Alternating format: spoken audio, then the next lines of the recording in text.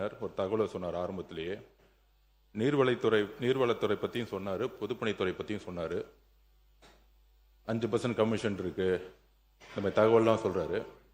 இந்த ஆட்சியில் உறுதியாக சொல்கிறோம், எங்களுடைய மாண்புமிகு முதலமைச்சர் ஒரே வார்த்தையை திருப்பி திருப்பி அமைச்சரவை கூட்டத்தில் சொல்லிட்டே இருக்கிறாரு.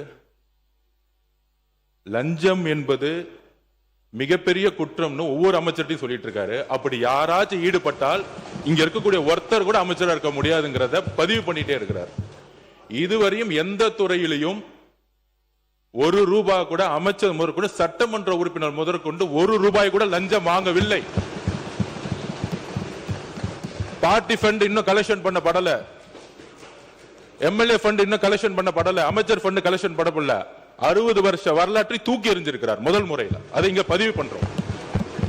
அப்புறம் மகாத்மா காந்தி ஊரகத்தை பத்தி, வேலைவாய்ப்பு பத்தி பேசுறாரு, சரண்டர் ஆயிட்டும் அமைதி அப்படின்னு. இன்றைக்கு காலையில இருந்து மேகதாது பிரச்சனையை ஜனநாயக பார்வையுடன் எதிர்க்கட்சி தலைவர் பேசினாரு, அனைத்து கட்சிகள் பேசணும். அதே மாதிரி மாண்புமிகு முதலமைச்சர் விளக்கம் கொடுத்தார், நீர்வளத்துறை அமைச்சர், விவசாயத்துறை எல்லோரும் விளக்கம் கொடுத்தோம்.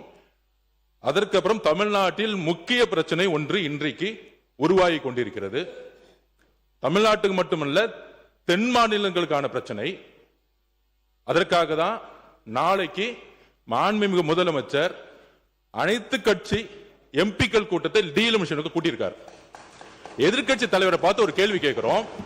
நாளைக்கு இந்த தென் மாநில பிரச்சனை, தமிழ்நாட்டுடைய பிரச்சனை, டீலிமிட்டேஷன் பத்தியுடைய பாராளுமன்ற உறுப்பினர், திமுகவுடைய பாராளுமன்ற உறுப்பினர் கலந்து கொள்ள போறாங்களா இல்லையா?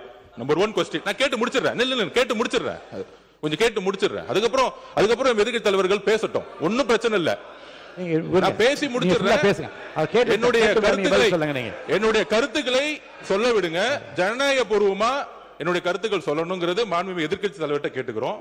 மாண்புமிகு முதலமைச்சர் அவர்கள் தமிழ்நாட்டில் பாராளுமன்ற உறுப்பினர்களுடைய ப்ரொபோர்ஷனேட் காப்பாற்றப்படணும், தென் மாநிலங்கள் காப்பாற்றப்படணுங்கிற ஒரே குறிக்கோளுடன் பாராளுமன்ற கூப்பிட்டிருக்கார்.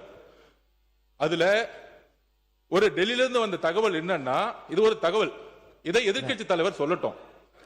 வரக்கூடிய இல்ல நாங்க பேசிடுறோம்.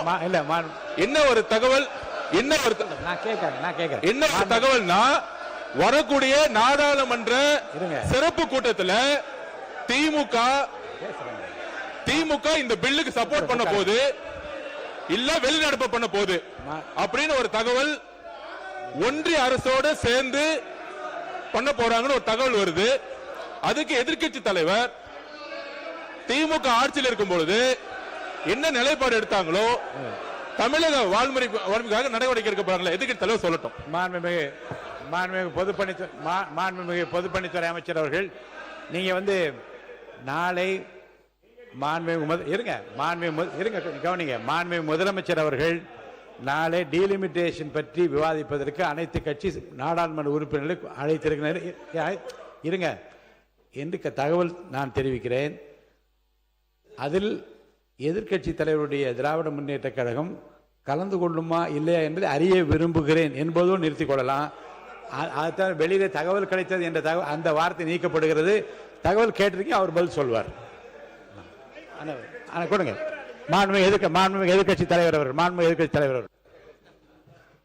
பேரவைத் தலைவர் அவர்களே, இந்த தொகுதி மறுவரையறை டீலிமிட்டேஷன் அதை பற்றி ஒட்டுமொத்த இந்தியாவுக்கே முன்மாதிரியாக அதை முதலாக அந்த பிரச்சனையை பற்றி பேசிய திராவிட முன்னேற்ற கழகம் எங்களுடைய தலைவர் அவர்கள்தான். சென்ற ஆண்டு கிட்டத்தட்ட 5 முதலமைச்சர்கள், தென் தமிழகத்தில் இருக்கக்கூடிய அனைத்து முதலமைச்சர்களையும் சென்னைக்கு வர வைத்து ஒரு மிகப்பெரிய ஒரு ஆலோசனை கூட்டத்தை நடத்தி இந்த டீலிமிட்டேஷனுக்கு எதிர்த்து முதலாக இந்தியாவிலே குரல் கொடுத்த தலைவர் எங்களுடைய தலைவர். நீங்க நாளைக்கு நம்முடைய முதலமைச்சர்கள் இந்த அரசு அனைத்து நாடாளுமன்ற உறுப்பினரையும் கூட்டிருக்கிறீங்க. இதற்கான சரியான முடிவை எங்களுடைய தலைவர் ஆலோசனை செய்து அந்த முடிவை அவர் எடுப்பார். இப்ப நம்ம பேசிட்டு இருக்கிறது நிதி நிலைமை, வேளாண்மை பட்ஜெட்டை பற்றியது. அதற்கு எங்களுடைய உறுப்பினர்கள் கேள்வி கேட்டுக் கொண்டிருக்கிறார்கள்.